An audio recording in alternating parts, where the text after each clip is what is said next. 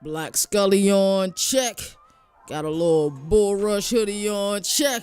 Welcome to another marvelous episode. On today's docket, we're talking about quite a bit today. There's so much to talk about for our Into the News segment. We're going to talk about it's happening. You guys know that they have the rule that when somebody when a coach is fired, that they have the 30-day transfer portal rule. And so that players on both UCLA and Virginia Tech now have the ability to leave both of these programs, and it's happening. Dante Levitt, cornerback, plans to leave Virginia Tech.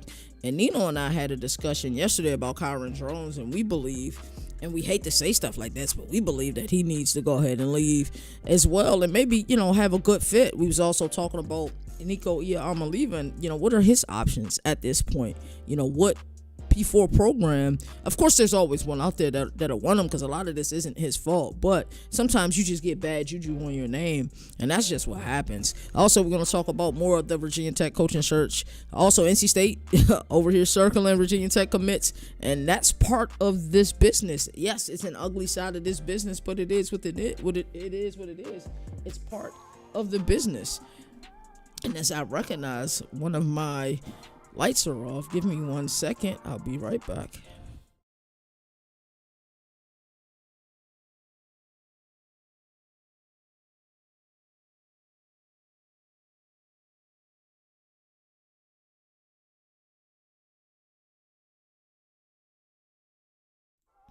Alrighty. So, as I was saying, this is the ugly side of the business, but it is what it is. Hey, someone else's misfortune is somebody else's opportunity. That's the sport that we live in. That is the sport that we like to call college football. Also, for our Into the News segment, we're going to talk about UNC wide receiver Isaiah Johnson decides to leave the team. So we'll talk a little bit more about that. Reese Davis on Shane Beamer, Virginia Tech rumors. I don't think it's going to happen. I think probably at some point in the back of his mind, he probably always wanted to go back and coach that program. I just don't think it has the proper stability for it now. And then also Shane Beamer kind of defers latest Lenora Sellers update. All great coaches do this. People get upset about it where they kind of I don't want to say hide injuries, because I don't believe that's the right vernacular or verbiage. Hey, my dog SC, man. Shout out to my dog SC, man. I appreciate that, brother. I truly appreciate it. And I see you working too, brother, so it's always good. I wish I was in StreamYard. I put your what you just said on stream. Matter of fact, maybe I can find out a way to screenshot it. Let's go ahead and screenshot this bad boy right now, and we're gonna pull it up live in living color. We're gonna say that, and we're gonna import this right now live in living color. You guys know how we like to do, man. My dog SC, man. Shout out to SC. Dude is working, man. If you want somebody that's into the Debbie world, I'm gonna go ahead and pull this right here. But this is what he just said. Best in the world. We truly appreciate that, brother. And we try to put the work in. I'm gonna leave that right there. I'm gonna actually leave that there for a few days. So appreciate that. So that's our Into the News segment. That's what we'll be talking about, for that side of the segment. We're gonna react to Dabo Swinney rant. I'm actually gonna play some of it as well, so you guys hear it if you happen to be sleeping under a rock and miss it. We also gonna react to it as well. We talked about it a little bit last night as well on Overreaction Monday last night. And it's a lot to this. This isn't the first time we've seen Dabo do this either. We also seen Dabo Swinney do something similar back in 2023 when the talk show, or the sports talk show he was on, he got a call and he came for his, his juggler, and Dabo wasn't having it. So I think a lot of times when people are feeling pressure, I think sometimes they have to remind you that, hey, we have hardware, brother. We have had the opportunity to win it. We've done a lot of winning here. Make sure you don't forget that. And hey, he did what he did. He said what he said, and we'll talk about it. Also, Governor Rulon, late last night, we actually broke this on Overreaction Monday. Associate head coach and running back coach has been suspended for Florida, Rant Juluke, for his role in the pregame kind of scuffle. I don't really want to call it a scuffle, but we'll call it a pregame scuffle. We're going to talk about that. The SEC is the prestigious conference that it is, but at the end of the day, I think sometimes we do get overreactions I think this is one of those overreactions. But shout out to him for, taking accountability for it. And then we're going to look at week 4 at a glance. We're going to look at some of the top games that's coming up this week. Not give any previews or predictions just yet, but just what my instant thoughts are. We will do a lot of previews tomorrow, as you guys already know, and Friday as well. Also, it's Credential Wednesday, so I found out where I'm be going for sure Wednesday. I might be taking a trip up to Oxford. That credential has come in because I do want to see UNLV, and Miami of Ohio has been so generous to our platform. I haven't been out there yet, and it's embarrassing. So that's what we want to talk about today. Governor College Football, hashtag GoCFB. CFB Nation, your only college football destination. Let's get it. Governor of college football, we're going to recap ACC. Hey, that's CJ defensive on minds. the They have to be better on that side of it.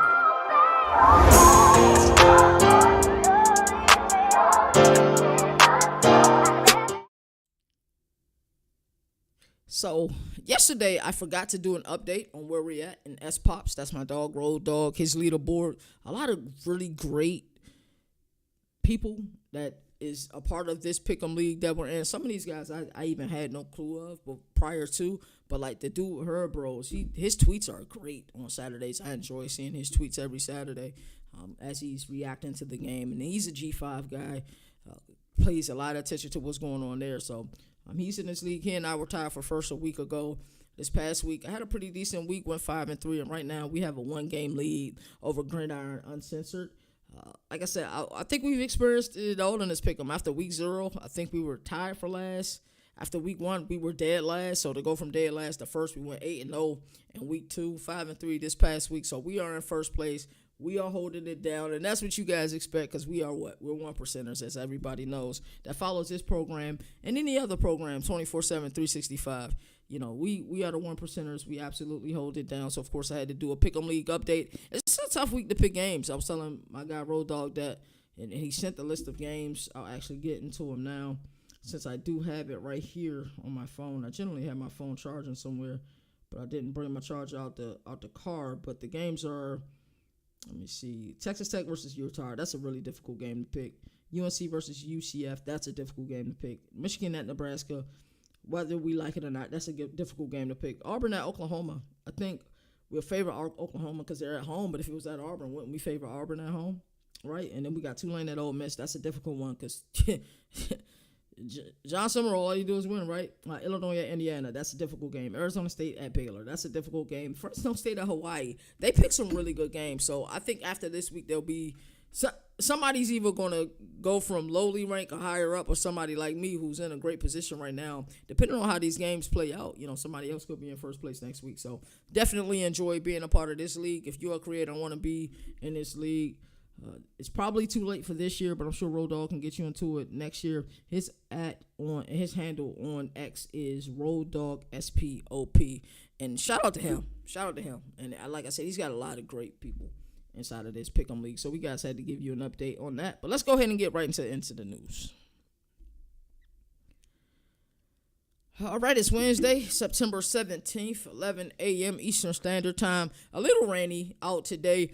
Yesterday, man, we went to the gym, and I tell you, man, Director Mike put both of us through the ringer, man. I was breathing for my life yesterday, and I wore, you guys know, one of those sauna suits. I didn't have on a full joint, but just like got a nice one, little hoodie on, and to do some of the workouts we was doing yesterday. I'm in pain today. We're gonna go to the gym right after I finish with this episode again today. So I love doing it. But let's talk some college football. That's what you all here for. You guys not here to hear about my time at the gym.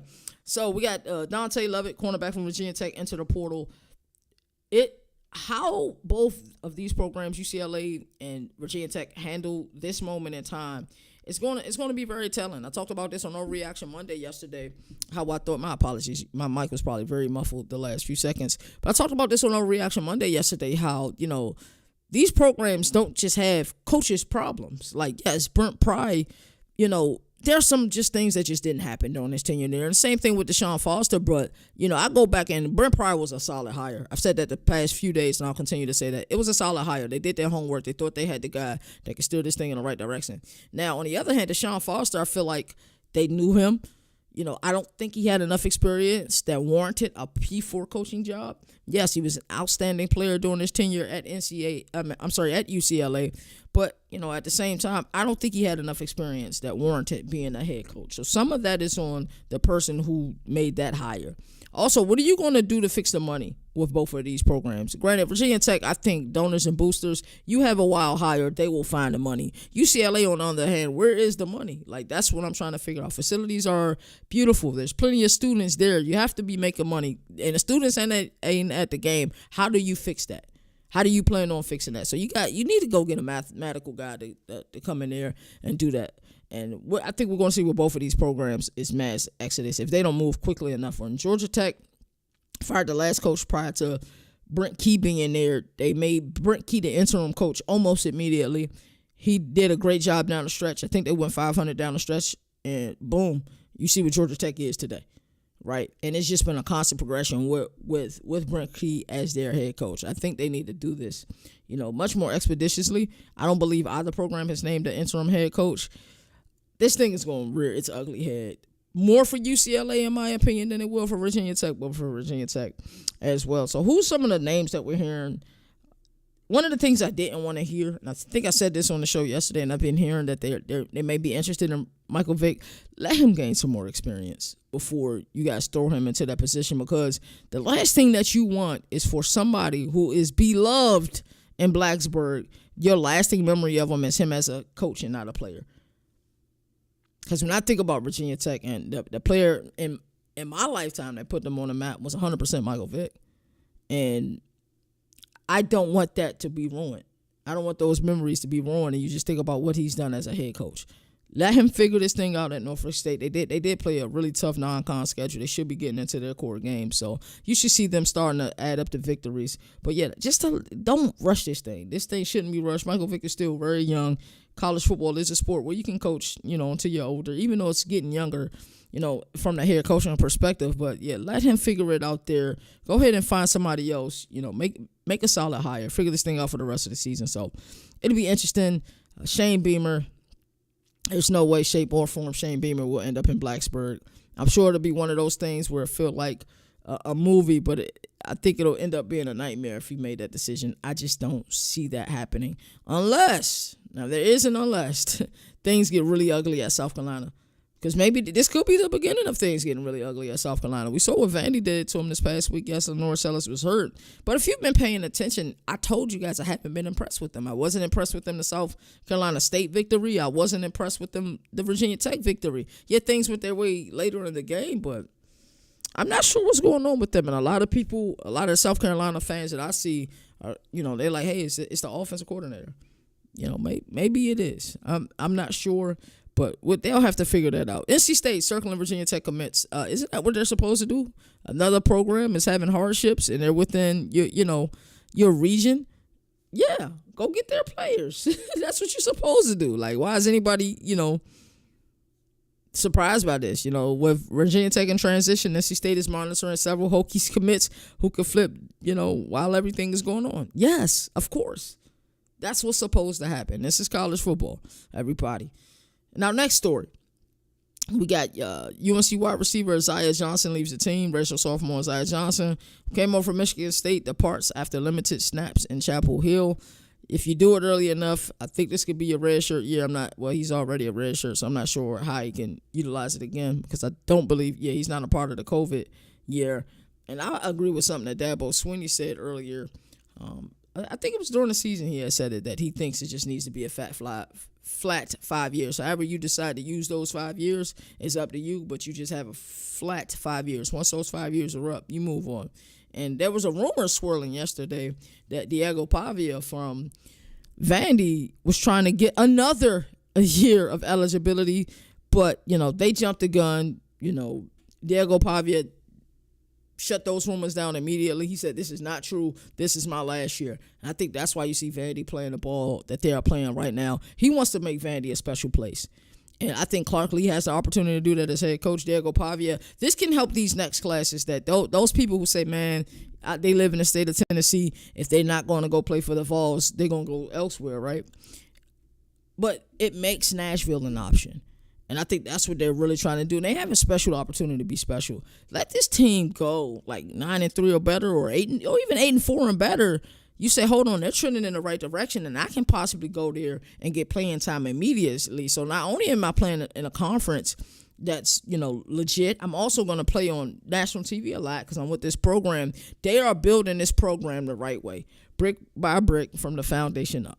That's the way that they're building this program. And shout out to Clark Lee and what they're doing. 3-0, it should be celebrated. I know they want more out of the season, but they've showed that they can compete with anybody. And I don't think we've ever seen the SEC look like this. Nino and I was talking about this yesterday. SEC is like, I don't want to say it's a cluster because it's not, but right now, who are the teams to beat in the SEC? You ask 10 different people, you're going to get some different answers. Who are the teams to beat in the Big Ten? It's a lot easier. You can say, well, Oregon's probably right there at the top of the list. Or Ohio State is at the top of the list. Or Penn State is at the top of the list. But I think you'll get those answers much more expeditiously than you was if you ask who is at the top of the SEC right now. Because if somebody said Vandy, could you argue with it? Somebody said Texas A&M, could you argue with it? Somebody said LSU, could you argue with it? Somebody said Texas, could you argue with it? Mississippi State, could you argue with it? Like, really, Missouri, could you argue with it? That's what I'm asking you guys. So right now in the SEC, we don't know who's coming out of the SEC. And, we always talk about, the theory of like what we seen in the SEC last year. But I'm telling you, NIL has brought so much parity to this sport. It really has. It has brought so much parity to this sport. And there's a game this weekend that I'm really excited to go to. I think I told you guys about it. Should find out if we do get the credential for it today. I was talking with Moon for a little bit last night. And Memphis and Arkansas will be a phenomenal game. It's hard to beat Memphis in Memphis. Coach Silverfield talked with Moon about that a lot this past weekend. Reese Davis on Shane Beamer to Virginia Tech. Everybody's talking about these rumors. He said he'll be shocked if South Carolina Shane Beamer battle for Blacksburg despite, things. Hey, dude, I mean, we know that those fans down in Columbia, South Carolina, have been very critical. They have been very critical of the team, and they're not happy because they feel like they have a golden opportunity to win the SEC this year. They truly feel like they have a golden opportunity to win the SEC. And, you look at this thing, what if this thing rears its ugly head? And Shane Beamer is no longer wanted by the brass down there, even though he has done an outstanding job since he's been there. I think he'll have other offers bigger than Virginia Tech, but I'm just saying, yes, I don't think it's happening. A lot of people in the media don't believe it's happening. But what happens if Virginia Tech wait this thing out and wait till the coaches carousel that we get at the end of the season, and let's say things don't go quite right for South Carolina and Shane Beamer, and they decide to split, part ways, then of course he would probably be the shoo-in for the Virginia Tech, position. But there will have to be a lot of promises, and it's not always easy to do that. We got to meet his family on any given Saturday, the SEC football. We got to meet his family on that and, get introduced to them. And everybody was talking about his wife Cookies and, see his son. His son has one of those faces where you can see kind of his emotion on his face. And when they lose, like, it's tough on them. It's tough on the kids. The wife doesn't want to leave the house. And, they've been able to build a nice, community down there in Columbia. What does that look like if they left for Blacksburg? That's home for Shane. I'm not sure if that's home for his wife. And home for his kids are where they're living at right now. So that's some of the things that, I think we need to talk about. Speaking on Shane Beamer, he's kind of been mum on the Lenore Sellers update. That tells me he'll be a game-time decision. There's injuries that happen in college football, and sometimes I'm like, whoa, that didn't look right. Like, not that the hit looked atrocious, but it was just like how he was laying there. In my opinion, he shouldn't be playing this week, but I'm not a doctor. I'm not an expert, but I think they kind of need him in order for them to win this game this week. So they have some tough decisions to be made in Columbia, but don't get upset that he's not. Dude, if you guys think that Missouri right now isn't focusing on whether Lenore Sellers is playing or not, of course. So it's an advantage for him not to be mum on it. That's what he's supposed to do. But that's our Into the News segment, brought to you all by the good folks over at Bull Rush. Make sure you check them out. We're going to move on to a segment I think you guys will be excited about. Governor Reacts. We're going to look at this Dabo Swinney rant. I'm going to actually do something that I haven't done on this show. I'm going to, even though I did it by accident yesterday, shout out to my dog, Jalen. Got to give Jalen a call to figure out what we're going to talk about on our show, College Football Showdown tomorrow. The games, because there's a lot of great games this week. So we may have to do a rapid fire style. It didn't get into some true game previews. And I'm sure Jalen is watching from the office right now. So shout out to my dog. So I am going to play some of this interview You guys will get a chance to listen to it. We'll kind of react to it together. So we'll be right back. Give me a moment. Governor reacts.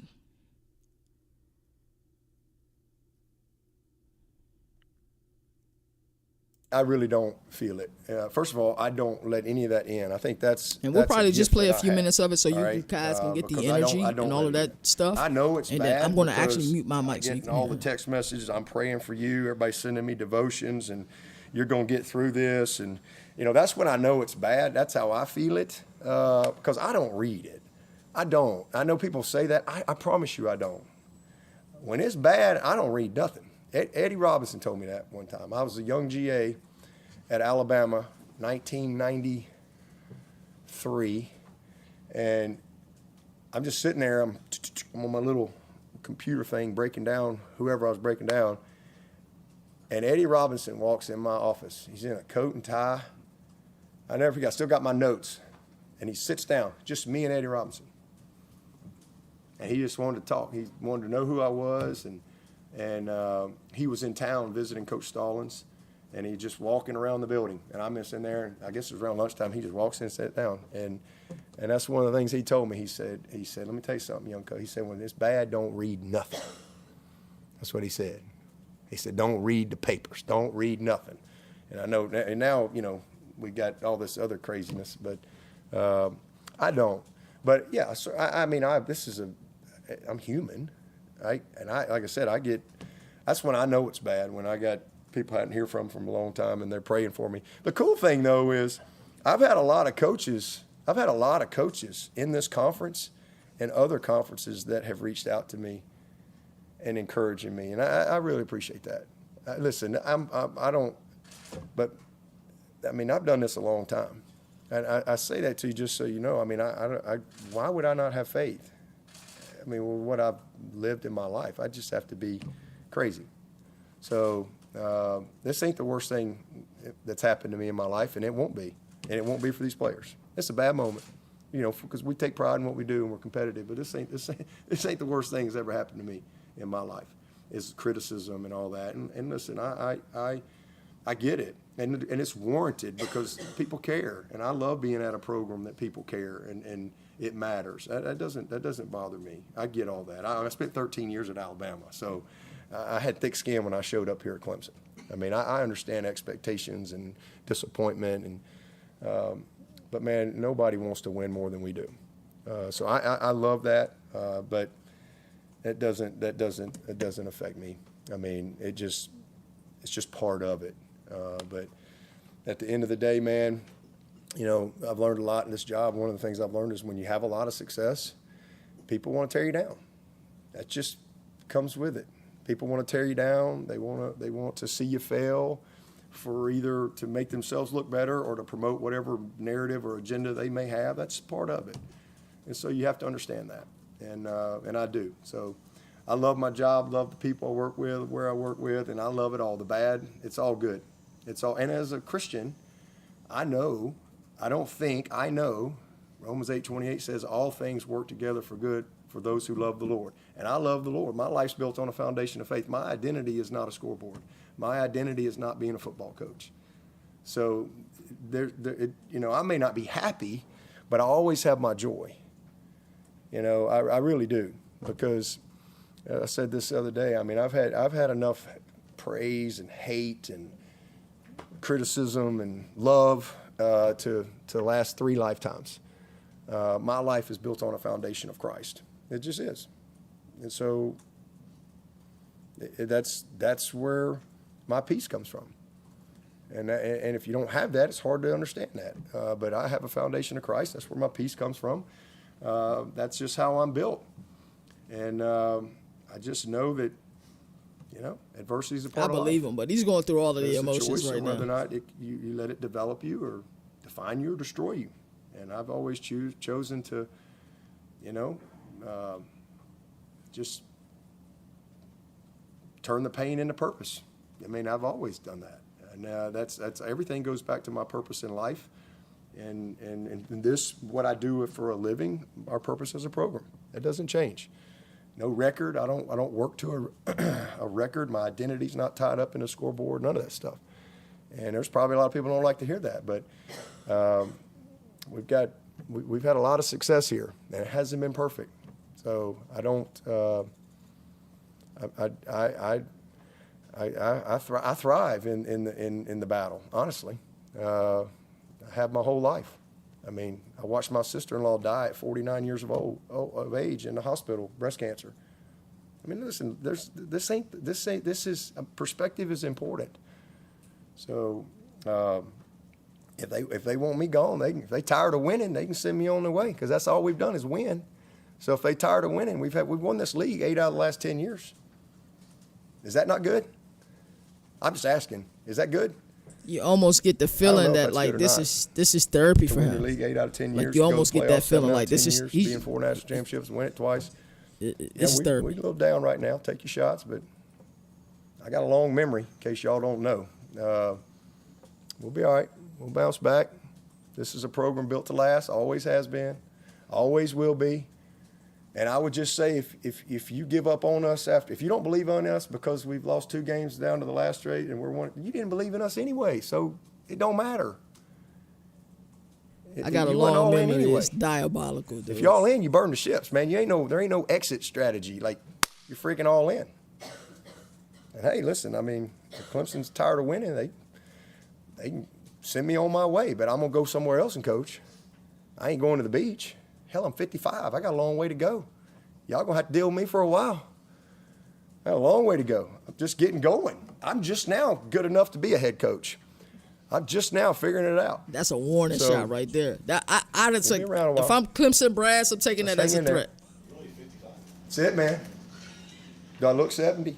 Yeah, I think that's about right around the age. I think Coach Stallings was. I think he was right around that age, 55, 56, something like that when he came to Alabama. I think what was Coach Saban? He probably about that 55 or so when he got to Alabama. He coached for 32 years in Tuscaloosa, it seemed like. So I got a long way to go, boys. Long way to go. Hate to disappoint all the haters out there, but ain't nothing going to steal my joy. All right, so you guys seen enough of it to pretty much get the gist. I'm going to go ahead and mute this, and then, my bad, I still got my because I in order to hear it, I had to watch it on Twitter, so I was a little bit delayed. My apologies. But so there's a lot to break and to talk about with this. Shout out to my dog, East Coast Gridiron. He's always working. And it's funny that the people who I always see working in this industry is they always pop in and show love. SC is one of those dudes, and East Coast Gridiron, my dog Dante, is certainly one of those dudes. But there's a lot to take away from this. So I believe that Dabo Swinney truly just lit the podium up. It was truly one for the ages. He's defending his program, he's defending his legacy, and basically daring. I took it as a threat, daring anybody at Clemson to show him the door. But was it passion? Was it desperation? Did he crash out? Was it all of the above? But let's talk about it. So what just happened at Clemson feels bigger than a press conference. It was a therapy session. I said therapy live on these microphones. A head coach standing in year 17, and he's into the storm. And he said a few things here that I really took away. Hey, Coach Eddie Robinson, I love that shout out. Huge fan of Eddie Robinson. You say, hey, when things are bad, don't look in the comments. And that's one of the things that Nino and I talked about yesterday. Like, when you're a creator, they always say don't look in the comments, because people gonna say crazy things about you. You know what I'm saying? That's just what it is. For instance, you guys have seen me, deal with people calling me the wrong pronoun. I know I got a baby face and long hair. I am a boy. Great words of Cat Smith and born. Not like no disrespect to anybody, no transition, anything like that. I was born male, right? But it happens all the time. And, my best way to deal with it is to deal with it graciously when it comes off as a honest mistake. But if it doesn't come off as an honest mistake and it sounds like somebody is trolling or saying something crazy, I'm from Lever Street. I'm going to address it. You know what I'm saying? It is what it is. So while he said that, he got great advice, don't listen, don't read, don't look at the news, don't listen to the comments, all of that stuff, he has to be. Or unless he is thinking what people are, or you know what I'm saying, like it's coming to him, like, you know what I'm saying, like a zenith, like it's just entering his mind without him looking at it. He had to look at something. He has to know how people are feeling about the program. So I do disagree with him and when he said he's not that. But, he said with fire, faith, is a reminder. But it's nothing wrong with talking about your hardware, bro. It's nothing wrong. It's nothing wrong with talking about your hardware. Sometimes you got to let people know. Y'all must have forgot. You know what I'm saying? Let me remind you of what I've done since I've been here.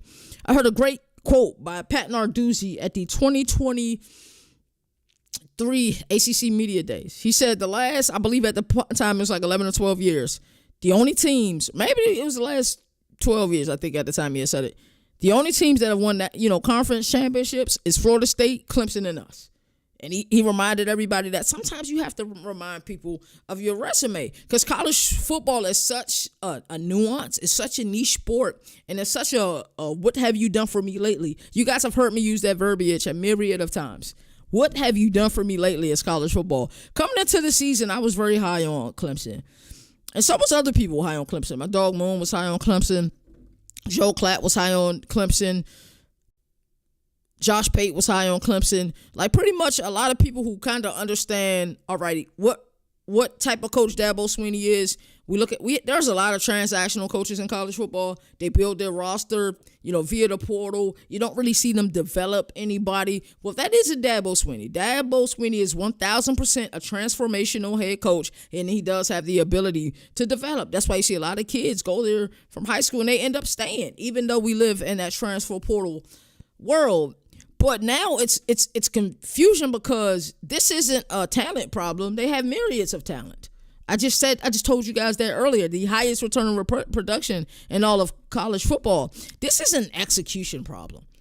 This is 100% of execution. They're just not executing. And I know a lot of people want to put it on Dabo. Some people are putting it on, Cade Klubnik. He hasn't looked like himself. There's a few quarterbacks this year that just hasn't looked like themselves. Granted, Arch Manning hasn't met our expectations, so we'll put him to the side. But Garrett Nussmeier hasn't played great.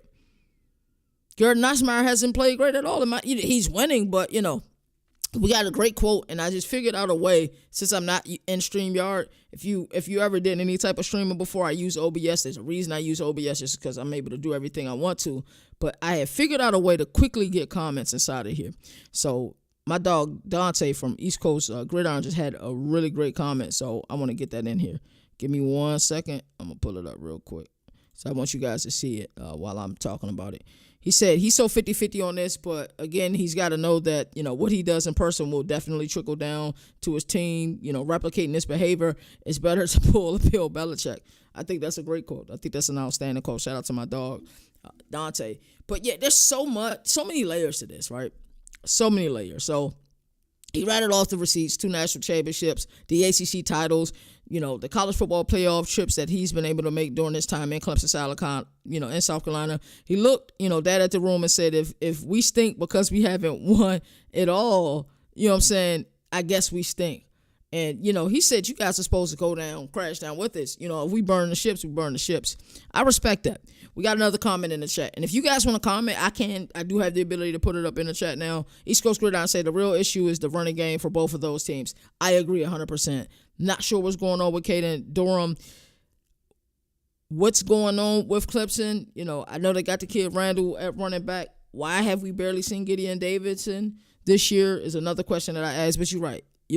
Running game has been a problem for both of these teams, but both of these teams struggling to put up points. It's just been incredible to me. I think LSU is they scored 17 the first game, 23 the second game, so they averaged at 20, and then they just scored 20 again, and that's with 5 interceptions. They scored 20, so that's what's amazing to me. And he said we may freaking go 6-6, but I don't think so.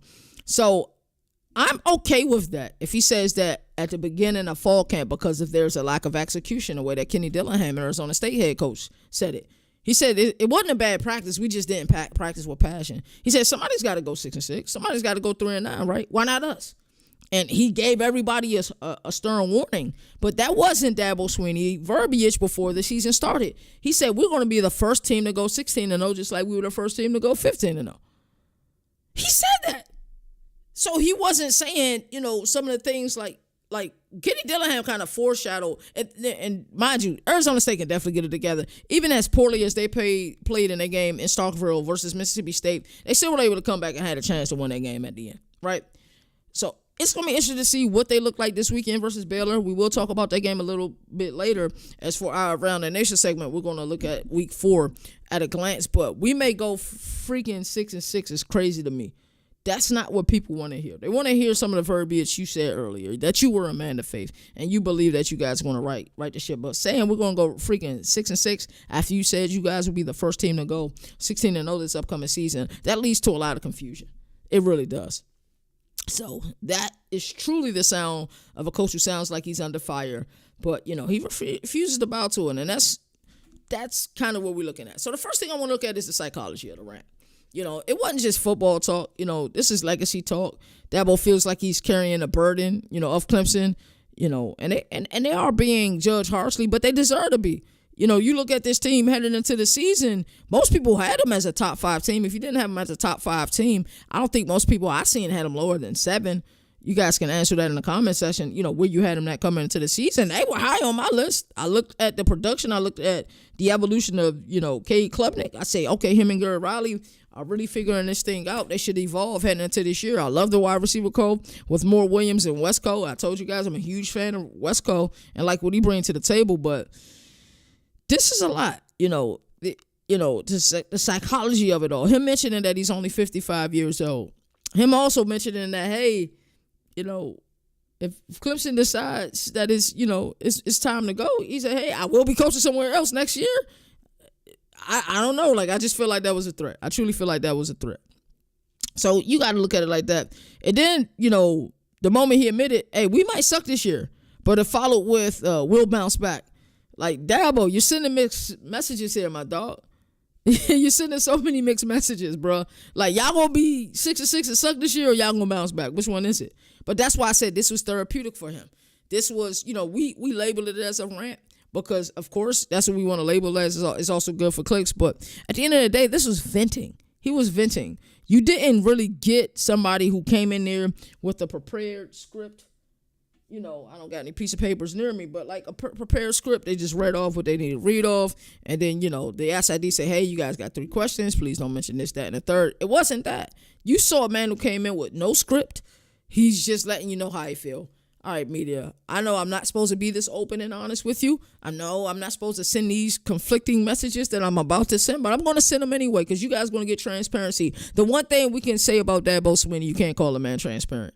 Because a lot of time you want to keep the same message, right? The entire time when you're speaking in public, you want to have something written down and you want to, hit to all the notes you want to hit to all the points. And then when you get asked questions that you're uncomfortable with, deflect, go on to something else, right? That's public speaking 101. This right here, what you just got is a vent session. So that's why it's the transparency in Dabo Swinney. It's the authenticity in Dabo Swinney. While we can look at this and we can laugh and say, yeah, bro crashing out. Yeah, that was like, it was a therapy session. But, at the same time, I just look at this and I say, this guy just so like, that's what makes him transformational. Because most coaches wouldn't have came in there and handled that the way that they handled that. And I know a lot of people think that this is worse than the Brian Kelly moment, and it is on paper. It 100% is. Brian Kelly won, and, he got asked some questions he didn't want to answer. He going to have to answer to it later on in the season. So as the media, I wouldn't even worry about it. But, of course, you're worried about it because you're not only media fan LSU, you're a fan of the program. And you know they're going to run into a team. If they can't put up points, they're going to get beat. It is what it is. And it's really as simple as that. But I think with this situation, it was so transparent. He talked about faith. He talked about so much in this. He talked about faith, and then he talked about, we may slink this year. We may go 6-6 this year, but, we'll pull it together. You know what I'm saying? We'll bounce back.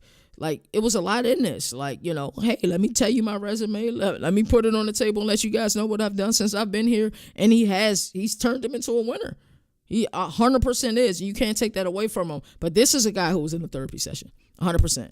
Send me on my way. That's where it got spicy. He basically told Clemson, if y'all tired of winning, send me on my way. I'll go coach somewhere else. I'm 55, and I quote, I'm not done. If you think this marriage is over, I'll go take a job and win there. That's a lot. That's a threat. I take that as a threat. Certain things you should take as a threat. Where I'm from, we took everything at face value as it pertained to threats. Everything else, believe half of what you see and none of what you hear. When you're from the hood, that's just the way it is. Believe half of what you see, none of what you hear. Shout out We just invited somebody to become a 1%er yesterday. They had a great quote. I meant to have that ready for you. I'll have it ready for you tomorrow.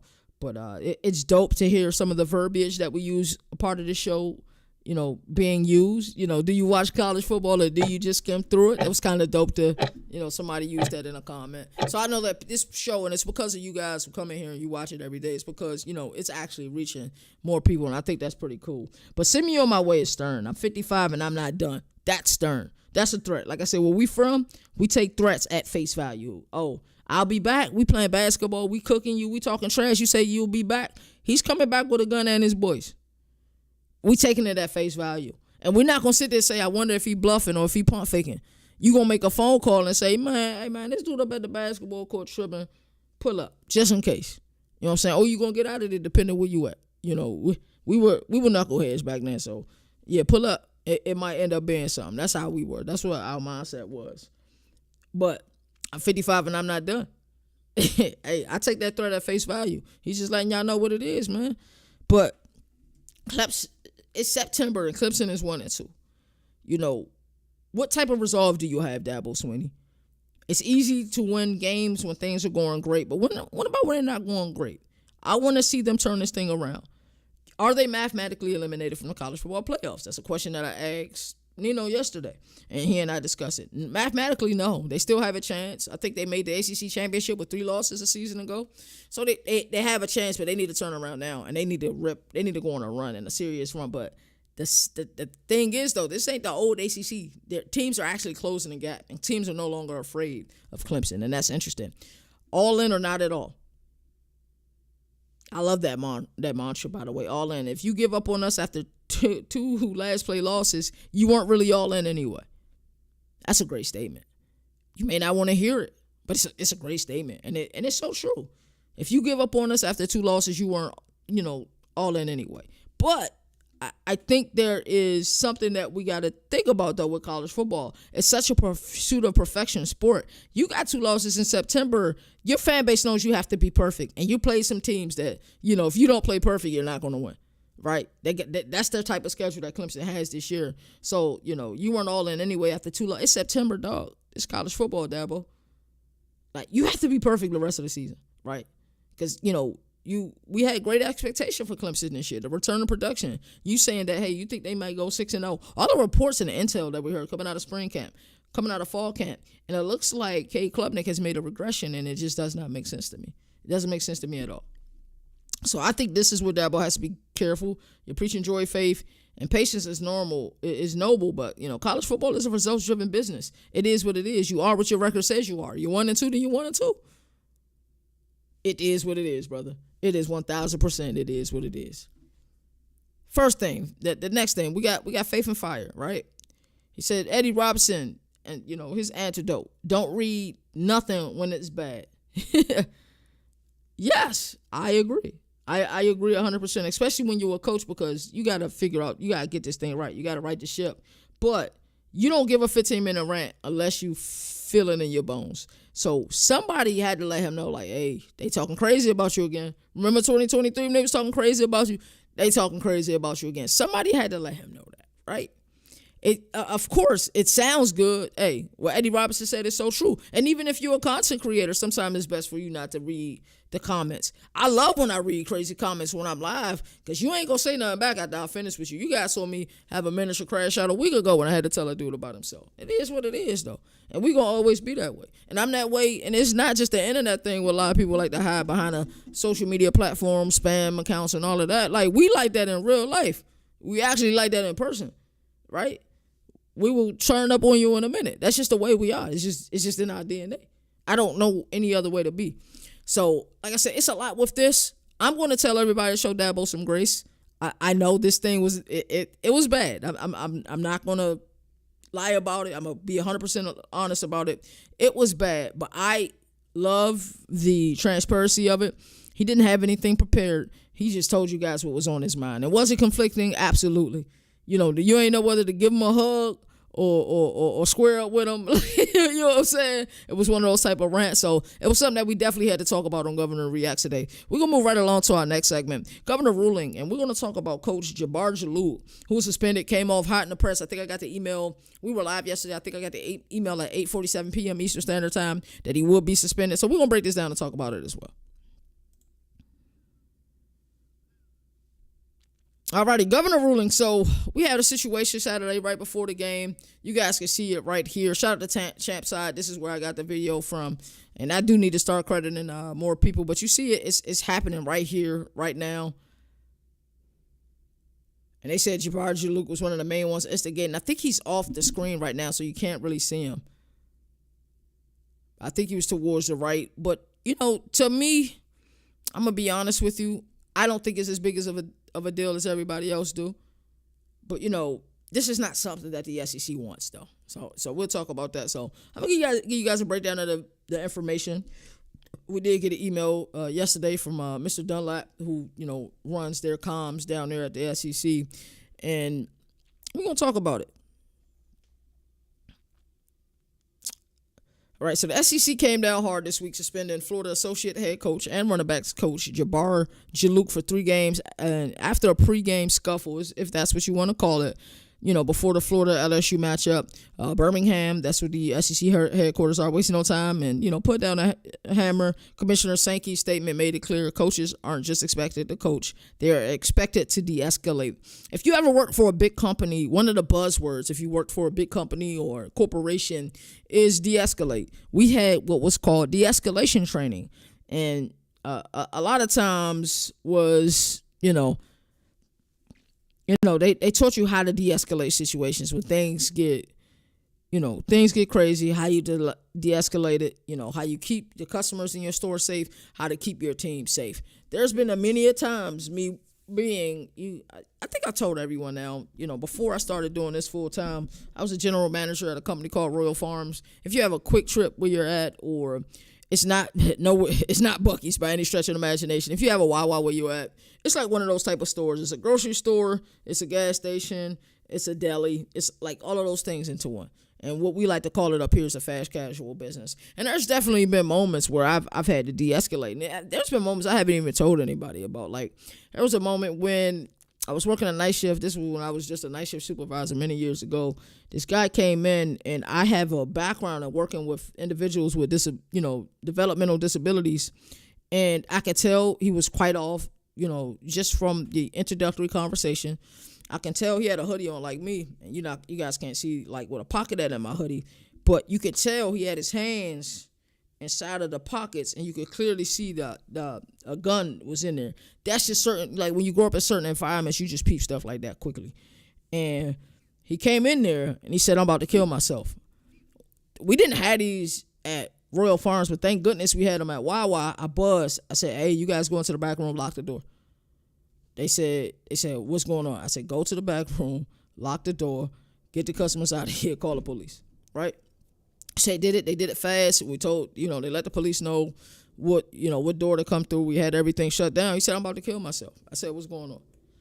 He said, "My girlfriend broke up with me and I'm about to kill myself." Like, he had a gun in there, and then you don't know what anybody's going to do in that given moment. You don't know if they're going to pull a gun out on you. They're going to, take that anger out on you. But that's all he was saying. I was like, well, you can't kill yourself, brother. Like, life is worth living. I'm trying to, keeping in mind the entire time that I know this guy has some form of, disability. And I'm just trying to calm him down, talk calmly the entire time, because I knew now I want some wedges. Oh yeah, my dog Dante, Dante live in the DMV. I forgot. He said, "Now I want some wedges." My bad, dog. So yeah, I was a general manager at the one out here in VA where I'm at. And like I said, but this is when I was at Wawa. And like I said, de-escalate is one of those buzzwords. De-escalate the situation. Thank God the police was able to get in there. My team was safe. They was in a back room that nobody can get into. And I just stayed out with them the entire time. And what felt like an hour of time, it was probably like 5 or 6 minutes real time, where I'm just keeping them calm. My body language is calm. open, letting them know I'm not here to hurt him or anything like that. And police was able to come in. They did find a gun on him. They did find out that he did have some form of disability, and they got him the help that he needed. But you're taught to de-escalate. That's one of the buzzwords all corporations use. And there's moments that I probably could have de-escalated situations, but being where we're from, you're not going to always do that. It is what it is. But they said that Commissioner Sankey said they're expected to de-escalate. But, here's the thing, and this is just my honest opinion. You guys may not agree with me. I think this is an overreaction. Let's be real. This is Florida versus LSU. Two programs with bad blood. You talking about cultural fire, a rivalry that cuts deeper than football. This thing is deeper than football. This is what it's supposed to be, isn't it? Right? The Hatfields and the McCoys type of stuff. My program hates your program. Your program hates mine. That's what this is, right? This is what Saturdays in the SEC are built on. It's built on the gauntlet, how tough the gauntlet is, right? And why we want the College Football Playoff Committee to put strength of schedule on here. Florida's coming up off a tough loss. I'm sure LSU was talking trash to them about it. Like, yeah, this is what that environment is supposed to be like. This is what college football is supposed to be like. Did anybody get hurt? Did anybody miss a game? No, it wasn't any of that. Did it get a little rah-rah, a little ruckus? Yes, of course it is, but I think this is an overreaction, right? And in my opinion, this is what SEC football is. On Saturday night, this is what SEC football is. Juluke got caught up in the heat of the moment. He admitted, he apologized directly to Florida and to LSU as well, and the young athlete involved and his family. Said, I reacted in a manner I'm not proud of. There's no excuse for my behavior. That's accountability. He didn't run from it. He owned it. Should he been suspended for a game? Probably. Look at Leonard Fournette on the screen right now. He probably should have been suspended for a game. But 3 games, I think that's an overreaction. But, the SEC is a prestigious. Their board of governors are very prestigious. We know how the SEC feels about it, and the SEC knows that it's prestigious. It knows that they are the marquee. They have the marquee games week in and week out, right? But, he owned the situation. I was happy to see that he 100%, 1,000% he owned the situation. Florida AD, Scott Strickland, called him an upstanding member of our staff. That's a direct quote. Billy Napier, his own boss, said Juluke is a man of character and will learn from it. To me, that's enough. Fine him, maybe sit him for a game, like I said earlier. But 3 games, I think, is that that's a quarter of Florida season. Florida can't afford to lose anybody, staffers or players alike. They just can't afford to lose anybody right now, if we're being honest. And like I said, I get it. I know SEC is a brand.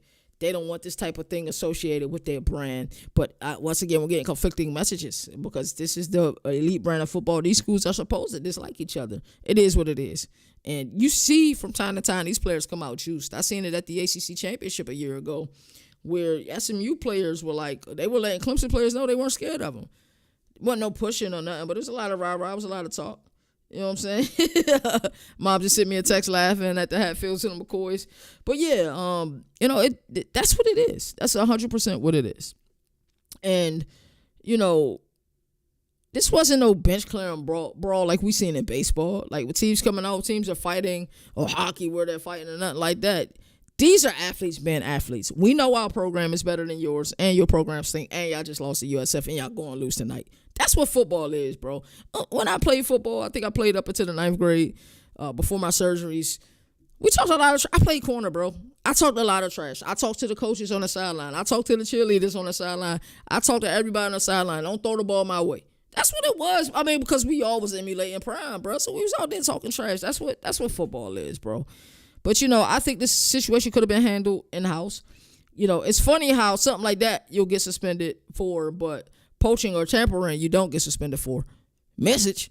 It's just real, right? Somebody gets suspended for something like this, or, we'll lay down a hammer for something like that. But, my teams are poaching and tampering and doing a whole bunch of illegal activity. It seemed like nobody got something to say. They turn a blind eye to that, right? So my reaction here is, and here's my ruling on governor's ruling, overreaction by Birmingham, right accountability by Juluke. I think he did the outside in the job. I also thought that the brass from Florida did a great job. They held him accountable. They also praised the man he is. But to me, the message is received, but the punishment is too steep. That's how I feel about this. The game was it was a great game overall. I can't lie. It wasn't a bad game or anything like that. But at the end of the day, I do have some concerns for both of these programs. Florida's defense is just, their talent is just being wasted. Held the team to 18 and lose. That's crazy. Held the team to 20 and lose. Like, come on, Billy Napier, you do call the plays offensively. You guys got to put up points. DJ Lagway, you can't throw 5 interceptions. He's seeing ghosts out there. And I think many quarterbacks need sports therapists. I believe that's – I'm not sure if Josh Allen has one, but I believe that's when – I don't know. I think it's mental for him. This kid got an immense amount of talent. Some of those interceptions were bad. Some of them was really bad. But we're going to move on to our next segment, Around the Nation, and we're going to look at Week 4 at a glance. Let's get to it. All right, it's been an outstanding show here. Shout out to everybody who comes in here day in, day out, watches the show, support the show. Truly appreciate it. We are catching eyes. Believe it or not, we're catching eyes. I was on Heard FM radio, based out of Baltimore. See them guys at ACC Media Days all the time. Had a great spot on that show. If you haven't seen it, check it out. I came in with a bunch of energy. It was fantastic. Got sponsors in the emails right now. So it's pretty cool that we're building this thing the right way. And yeah, we may not see the explosion on YouTube. YouTube is one of those nuanced things. You just got to keep putting out content, and eventually you'll see something pop. Like I remember Crane & Company used to go live. Now they do uploads, and their uploads get a lot of views. So that's something I consider, but I just love the element of going live. So we're going to continue to go live. We're going to continue to build this thing round by round. And Twitter gets a lot of traction. So, we cool with that. There's days that, 2,000 and 3,000. I've seen interactions with the lives we do on Twitter. So we're going to continue to build this thing the right way. But I appreciate each and every one of you who come in here day in, day out. Y'all watch all 5 shows every week. I do appreciate it. Thank you. And especially the people who be in the comment section. I appreciate you all as well. So let's look at some of the games that matter for this week. We got a lot of great games week 4. And there was a couple of weeks that I think we kind of overlooked and didn't expect the weeks that we were going to get. But we have some daggone good games this week. We got Florida at Miami this week.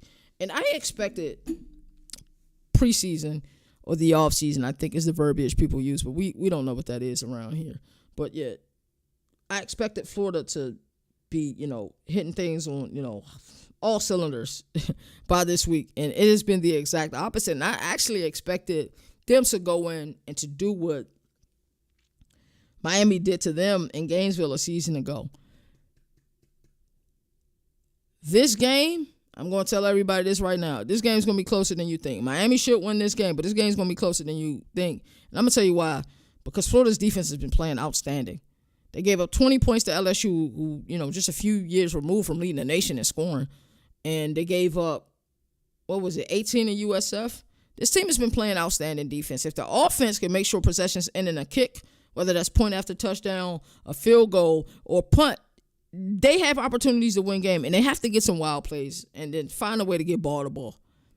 They really do. So this is a game I think have a lot of swagger. It's a lot of stuff that's going to be going on here. So just looking at this thing as a glance, I think immediately, the first thought I think, this without looking into it too deep, I believe this game is going to be better than advertised.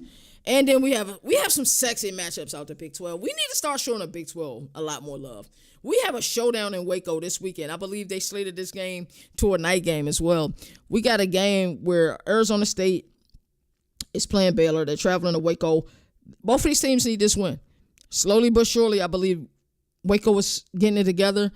It's funny that Sawyer Robinson had his worst game, versus the worst competition. I still think that kid is outside looking in on the Heisman, and I think he's incredible. Somebody I was talking up all off season, so it feels good when you see somebody that you hit on, in season. And Arizona State, it's a must-win game for both teams, so I think we're going to see both teams put their best foot forward. So that's the showdown in Waco. And then out Salt Lake City, we got Texas Tech. There's not a lot of teams playing better ball than Texas Tech right now. And we can say the same thing about Utah. Baron Morton and company is really lighting it up. And it shows that the money that, Coach McGuire and their brass spent to get their defense right, it was well worth it. It was well worth it. That's good to see. In Utah, they've done nothing this season but light people up. That's all they've done this season. Devin Dampier is real deal. The Fano Bros are real deal. I like what I've seen a lot out of both of these teams, and this is a matchup that may decide who wins this conference, or at least who's playing in the conference, championship. It's gonna be a really good game. We got so many good games this week. So many good games. What else we got on the list? Michigan at Nebraska.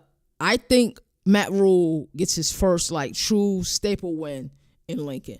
I think this will be a staple win for Nebraska, and they may win by double digits in this game because the intensity that is in Matt Rhule's eyes this year, the attention to detail, he's being very direct. I mean, they was beating the crap out of, who were they playing? Was it like Akron or Kent State? It was somebody that wasn't a good team. I forgot who they were playing. But that halftime message, if you didn't want to suit up and play for Nebraska that day, you just don't love football. You really don't. So Matt Rhule, year 3 is in full effect. I expect them to win this game a lot. I think this team is really figuring it out. I was a little disappointed after the Cincinnati game, but this Michigan game is going to tell us a lot about what Nebraska ends up doing this year. And if they win this game by double digits, like I think they can win this game by double digits, watch out. Really watch out. I'm telling you that. And then we got the game, what I think is the game of the week. And I'm going to say this is college game day. You guys were a week earlier than Norman. I think this is the week you guys should have came to Norman. There's so many storylines for this game. Jackson Arnold making this return to Norman. His team is undefeated.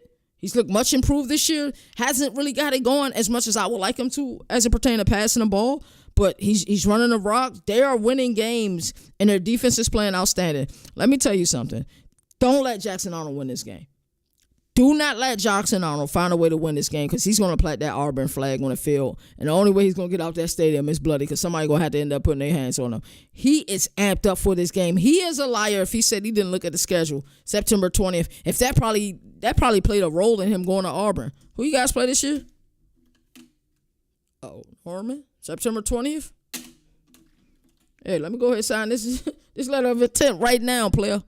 Yes. This is the game this weekend. There's a lot of good games this week. You got Florida, Miami. They play this week. We already talked about the 2, sexy games in the Big 12 this weekend. And we already talked about Michigan, Nebraska. Auburn, Oklahoma is the game I'm most excited for. Because I want to see what Jackson Arnold brings to the table versus this team. This is going to be an amazing game. What Ben Arbuckle's offense looks like versus an SEC team. That's going to be really good. We saw how they look versus, Michigan. What are both of these teams going to bring to the table? Because this game means so much to so many people. It really does. So Jackson Arnold, we were just talking about the 2023 quarterback class and how bad it was and how bad it has been, honestly. But there has been some really good players that didn't get, like, high rankings. But, when we look at the top rated players, they just haven't performed well. We got another really good game. The Battle of Columbia is what I like to call it. We got South Carolina versus Missouri. Missouri has been playing outstanding. We talked about Amara Hardy. I believe that was yesterday when we said hello Heisman, like the greatest announcer ever for football, collegiate or NFL, and that's Keith Jackson. I'm a huge Keith Jackson fan. I would love to hear him call a game just one more time. That he made you want to watch college football. He really did. So we have one of those games with South Carolina versus Missouri. Must-win game for South Carolina. I'm not sure if Lenore Sellers is playing, and even if he's playing, I've looked at South Carolina, I've looked at Missouri. Missouri is definitely playing better, but style make fights. That's college football. Another great game. We got Illinois versus Indiana. Indiana didn't look good for their first game of the year. Last 2 games have been blowout. Illinois, I heard Josh Pate say, somebody I respect a lot in this business, say that he thinks that we're giving Illinois more credit than Vandy, and I think Missouri was the other SEC team that he mentioned. He said who have they played, and I know Duke looked terrible versus Tulane, and they didn't look good versus Illinois either. But Illinois can beat Indiana, and Illinois is a damn good team. And right now, Illinois deserves to be in the college football playoff. Based off what I've seen, this game is going to tell us a lot. It's going to tell us a lot about Brett Bielema. It's going to tell us a lot about Kirk Cignetti, because Kirk Cignetti has scheduled nothing but cupcakes. What happens when you play some legit teams? Illinois, in my opinion, has played a legit team so far this season. So we're going to find out about both of these programs. This was a game I had to pick against this upcoming weekend. Of course, I went with the team from Champaign. We got Bama. We got Bama versus Vandy. And you guys remember a lot of the talk in the preseason. Ryan Williams used the verbiage, smash those ants with a sledgehammer. We saw how Diego Pavia took what Nick Saban said last year to heart, and they was able to upset Bama a season ago. This is going to be a dang good game. I promise you. This game is arguably another game that could have gotten top billing. This is crazy. Actually, I'm ahead. I'm sorry. I was looking at October 1st, not September 20th. My apologies. But we do have a lot of really good games this upcoming week. And to be honest with you guys, I love what's going on with the Big 12. I love the games that they have. I believe Kansas plays BYU as well. Bama's actually idle this week, and Georgia's idle this week because they play each other next week. Who does Vandy play this week? I actually got to figure that out. Is Vandy idle this week? No, Vandy plays. Oh man, Vandy by 50. They play Georgia State. Georgia State has looked terrible this year. Oh my God, they've looked atrocious. So some really good games this week. What games are you most excited about? You let me know in the comment section what games y'all most excited about. That Texas and Utah game is going to be an incredible game.